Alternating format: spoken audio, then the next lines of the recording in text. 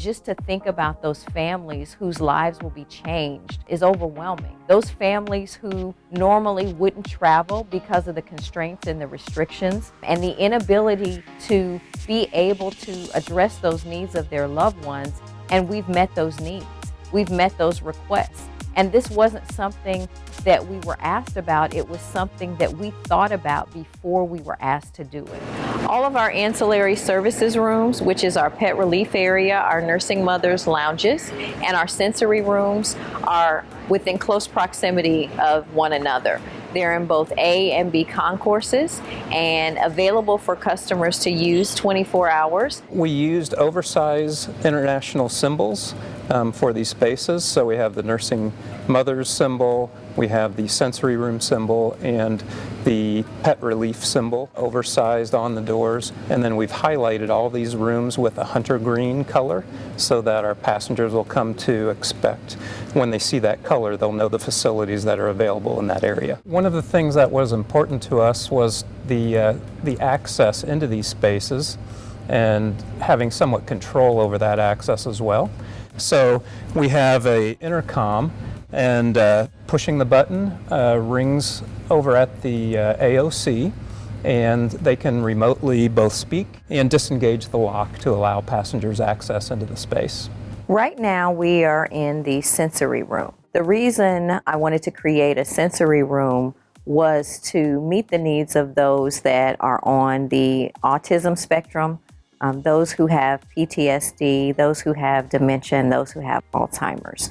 Oftentimes when those travelers come into the airport, they don't have a place where they feel safe, they feel comfortable, and it's quiet. Those particular passengers can come here with those they are traveling with and find a place to calm down, to even get themselves together if they need to rest and relax prior to traveling. It's a place created just for them. We developed this in the mind that we can have several different types of spaces for people. We have rocking chairs, larger pieces of furniture where groups can sit, small groupings of seating where they're high backs and they can feel enclosed. We tried to give as much options as possible for folks to make themselves comfortable here. We have provided a little niche within the sensory room where passengers can drop off their luggage. There are cubbies for children's shoes or other small personal items can be stored in here while the room is being used. The walls have been insulated. The ceiling itself is a thicker ceiling tile, so it basically cancels out sound in here to make this a very calming and deadened type space. We've also provided shades within this room so that we can block out some of the outside light. The lighting is dimmable so they can make themselves feel comfortable. It's a place for people to decompress from the noisiness, brightness, the hustle and bustle that happens in the terminal building outside of this room. We were able to work with IU Health and the Complete Life program. It's artwork created by those individuals who have mental, emotional, or perhaps social challenges. And so we thought it was very fitting for that artwork to be included within this space. When we created this room, we were intentional to make sure that there were items in here that would meet the needs of those guests. What we have in front of us is several things that we will be supplying our sensory room with for our guests and passengers. These items will be items that they can take with them, so we don't have to worry about sanitizing or anything like that. And it's just a service that we're offering to our guests and passengers that will visit our sensory room.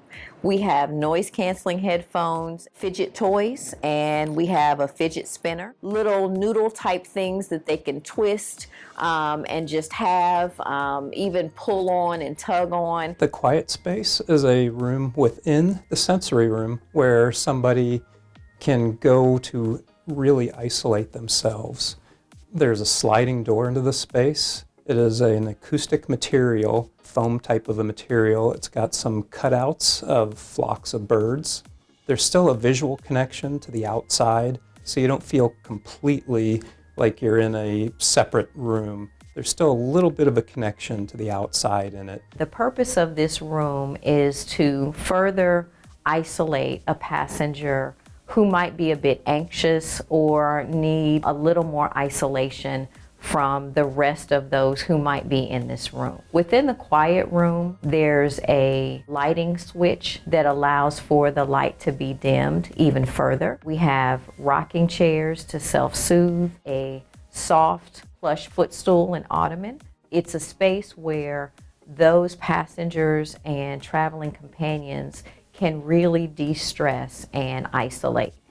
Also enclosed within this space, we have a restroom. We wanted to ensure that we provided as many amenities as possible. It allows for the passenger and their companion to have enough space in that room to be able to move around. All of our spaces are ADA compliant and have enough coverage for wheelchairs and things like that. Within the restroom, we have what we call an adult changing table. And that adult changing table allows for those companions to be able to utilize that for anyone on up to the size of an adult. And it just allows privacy and for those particular passengers to be able to have dignity and respect in those rooms. During this project of redoing our ancillary services room, we decided to do an upgrade. We changed our nursing mothers' rooms to nursing mothers' lounges. We upgraded a number of things throughout these rooms. One of the things we did was ensure that we had a space for any companions that were traveling with our nursing moms, changing tables that were created in the space, and we have chairs within each space. So we currently have 2 spaces that are available.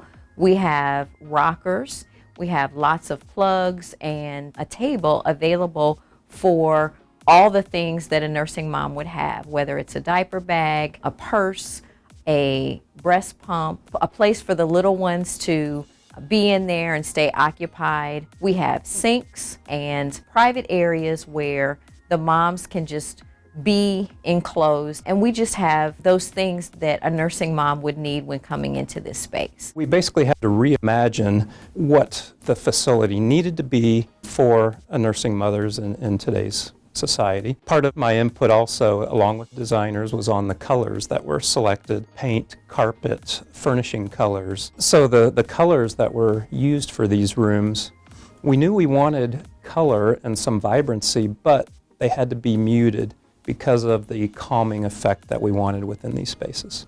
This is our animal relief room, and it has a flushing system, which has both sprinklers on top of the grass as well as a pipe system underneath it, which drains the entire area down into a plumbing system.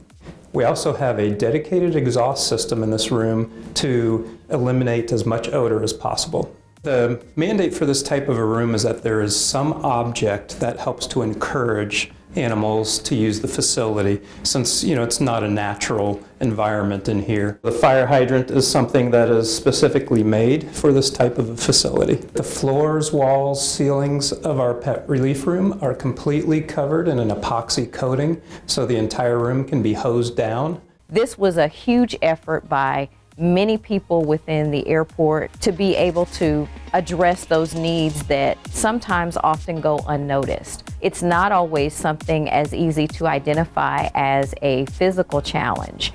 And so often there's nowhere that a passenger or companions can go within an airport. And so for us to be able to provide that to those that come in and out of our facility was just exciting and amazing.